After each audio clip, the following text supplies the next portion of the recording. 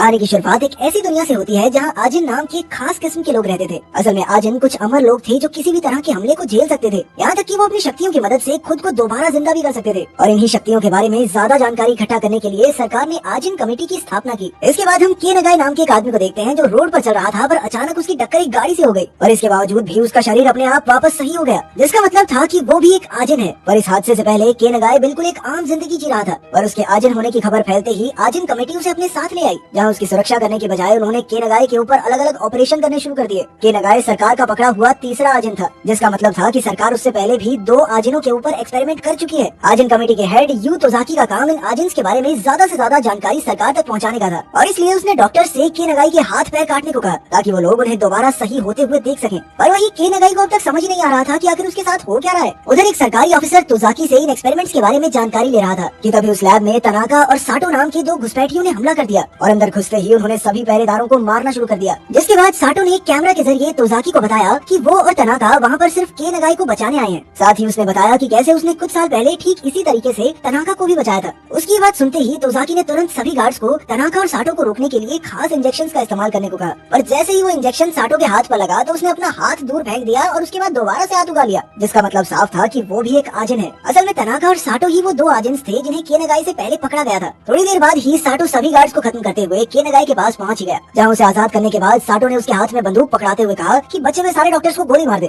पर के नगाई ने ऐसा करने से साफ इनकार कर दिया। जिसके बाद साटो ने खुद ही एक डॉक्टर को गोली मार दी, पर के नगाई को उसकी बात पसंद नहीं आई और फिर उसने साटो के ऊपर ही गोलियां चलाना शुरू कर दिया। जिसके बाद वो डॉक्टर्स के साथ वहाँ से भाग गया। पर थोड़ी देर बाद ही साटो ने उन्हें ढूंढकर बचे हुए डॉक्टर्स को खत्म कर दिया। जिसके बाद अब वो के नगाई की तरफ बढ़ रहा था, क्योंकि उसने आजिन होने के बावजूद भी इंसानों का साथ दिया था। तभी साटो ने अपने अंदर से एक भूत निकाला जो कि उसके आजिन होने का सबूत था, और तभी के नगाई ने भी अपने भूत को बुला लिया। जिसके बाद उन दोनों के ही भूत आपस में लड़ने लग गए और इसी चीज का फायदा उठाकर के नगाई ने वहाँ से भागने की कोशिश की। और जब साटो उसे पकड़ने के लिए आगे बढ़ा तो के नगाई ने अपने भूत से उस पर हमला कर दिया। कुछ देर बाद वापस जिंदा होने पर साटो और तनाका ने सभी न्यूज वालों से बात करने का फैसला किया। इसके लिए तनाका ने एक पेशेंट का रूप लिया, जिसे लेकर साटो सीधा न्यूज चैनल वालों के पास चला गया, जहाँ उसने सबके सामने आजिन कमेटी द्वारा किए जा रहे अत्याचारों के बारे में बताया। साथ ही उसने बताया कि कैसे उसने तनाका को डॉक्टर से बचाया था, और अपनी बात को सच साबित करने के लिए उसने एक वेबसाइट के बारे में बताया जिस पर तनाका के एक्सपेरिमेंट्स की वीडियोस थी। अपनी बात खत्म करते हुए साटो ने आजिन्स के हकों की मांग की और कहा कि हम एक साथ नहीं रह सकते, एक अलग देश होना चाहिए हमारे लिए। साटो के खुलासे के बाद ये खबर काफी तेजी से पूरे देश में फैल गई और अब सभी लोग इस पर बात कर रहे थे। अगली सुबह के नगाई एक गाँव में पहुंच गया, जहाँ उसकी मुलाकात एक बूढ़ी औरत से हुई जिसे के नगाई की शक्ल अपने पोते जैसी लग रही थी, और इसीलिए उसने के नगाई को अपने घर में आने का निमंत्रण दिया। उधर के नगाई की बहन एरिको जो हॉस्पिटल में भर्ती थी, उसे अपने भाई के बारे में टीवी पर चल रही न्यूज से पता चला,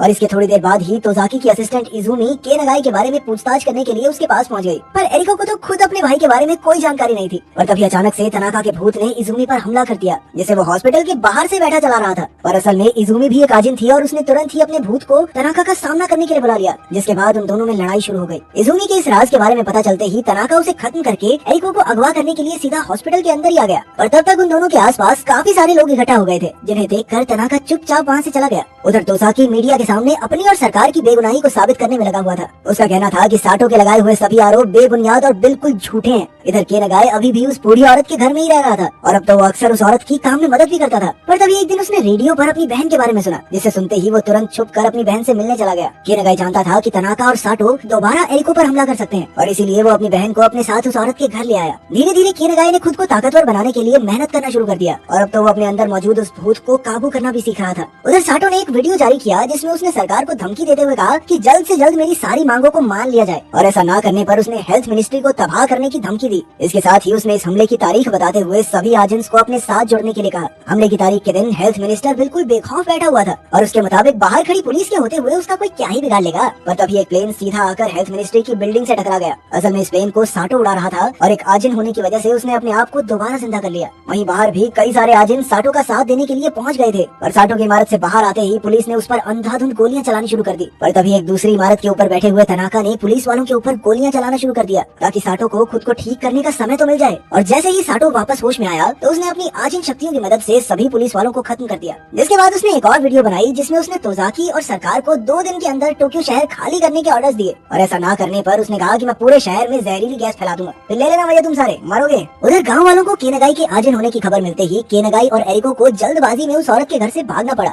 इस दौरान तोजाकी ने साटो से बात करके उसे टोक्यो के बदले एक दूसरा शहर देने की बात कही, जिसके लिए साटो ने साफ इनकार कर दिया। वो कहने लगा कि जो प्रजाति ज्यादा ताकतवर है उसे ही तो बढ़िया शहर मिलना चाहिए। अपनी इस हार के बाद जब तोजाकी ऑफिस से बाहर निकला तो उसकी नजर भीड़ में खड़े के नगाई पर पड़ी, जो साटो से लड़ने में सरकार की मदद करने के लिए तैयार था। पर इस काम के लिए उसकी एक शर्त थी कि सरकार उसकी बहन एरिको की सुरक्षा में कोई कमी नहीं रखेगी। इसके साथ ही साटो को हराने के बाद के नगाई ने अपने लिए एक नई इंसानी पहचान की मांग की, ताकि वो अपनी बहन के साथ शांति और आराम से रह सके। तोजाकी के पास के नगाई की बात मानने के अलावा और कोई चारा नहीं था। इसके बाद तोजाकी सरकार के साथ मिलकर साटो और उसके साथियों को हराने का प्लान बनाने में लग गया। असल में तनाका रिसर्च लैब में 4 साल तक कैद रहा था और वहीं साटो 20 साल तक अपने ऊपर किए गए एक्सपेरिमेंट्स की वजह से इंसानों से नफरत करता था। और अब उन दोनों का मकसद सिर्फ और सिर्फ आजिन्स को इंसानों से बचाना था। 2 दिन बाद साटो और उसके आदमी सरकार पर हमला करने के लिए पूरी तरह से तैयार थे और प्लान के मुताबिक सबसे पहले उन्हीं के एक आदमी ने सरकारी ऑफिस में जाकर उनका सिस्टम हैक कर लिया। उधर तनाका ने इमारत के अंदर मौजूद सभी लोगों को कैद कर लिया था, जिसके बाद वो लोग जहरीली गैस छोड़ने के लिए इमारत की छत की तरफ बढ़ने लगे। और तभी तोजाकी ने उस हैकर को ढूंढकर उसके ऊपर उसकी बंदूक तान दी और इधर तनाका अपने कुछ दोस्तों के साथ गैस वाले कमरे तक तो पहुंच गया था। और तभी अचानक से एक काली सी चीज ने उन्हें चारों ओर से घेर लिया। असल में ये चीज के नगाई ने अपने भूत की मदद से बनाई थी और इसी चीज का फायदा उठाते हुए पुलिस वालों ने तनाका और उसके साथियों के ऊपर खास इंजेक्शन से हमला कर दिया। उधर साटो एक लकड़ी की दुकान पर मौजूद था, लेकिन फिर अगले ही सेकंड वो इमारत के अंदर पहुंच गया। असल में तनाका साटो का हाथ काट कर अपने साथ बैग में लाया था, जिसकी मदद से साटो ने अपने आप को उस कमरे के अंदर जिंदा कर लिया। और उसकी इस चाल ने के नगाई और पुलिस वालों दोनों को हैरान कर दिया था, क्योंकि उनमें से किसी के दिमाग में भी ये बात नहीं आई थी। और जैसे ही पुलिस वालों ने उस पर हमला करने की कोशिश की तो साटो ने अपने भूत की मदद से उन पुलिस वालों को खत्म कर दिया। जिसके बाद उसने तनाका को वापस से जगाया और फिर वो दोनों सीधा उस जानलेवा गैस को लेने के लिए पहुंच गए। गैस मिलते ही साटो पूरी रफ्तार से छत की तरफ भागा। यहाँ पर उसने के नगाई को भी बुलाया हुआ था और थोड़ी ही देर बाद के नगाई उसे रोकने के लिए वहाँ पहुँच गया। और फिर देखते ही देखते उन दोनों के बीच एक खतरनाक लड़ाई शुरू हो गई और वहीं दूसरी तरफ उन दोनों के भूत भी आपस में लड़ रहे थे। उधर तोजाकी ने तनाका को ढूंढ तो लिया था, पर तभी तनाका ने उसके ऊपर अपने भूत की मदद से हमला कर दिया। लेकिन ऐन वक्त पर उसे बचाने के लिए इजुमी वहाँ पर पहुँच गई, जिसके बाद उन दोनों के बीच भी लड़ाई शुरू हो गई, जिसमें उन दोनों के अंदर मौजूद भूत भी बराबर के हिस्सेदार थे। और इसी लड़ाई के बीच तोजाकी ने सही मौका ढूंढकर तनाका के ऊपर खास इंजेक्शन से हमला कर दिया, जिसके बाद वो वहीं पर बेहोश हो गया। उधर के नगाई और साटो के बीच अभी भी लड़ाई चल रही थी, पर इस बार के नगाई का ये नया रूप देखकर साटो उससे काफी प्रभावित हुआ। और तभी के नगाई ने बड़ी ही चालाकी से साटो के पैर पर वो इंजेक्शन घुसा दिया, लेकिन इसी बीच उसका भी एक हाथ कट गया था।